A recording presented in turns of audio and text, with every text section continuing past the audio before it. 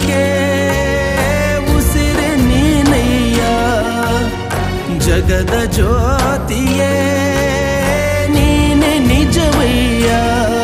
ಮಂತ್ರಾಲಯ ವಾಸ ಮಂತ್ರಾಕ್ಷತೆಯ ಅರಸ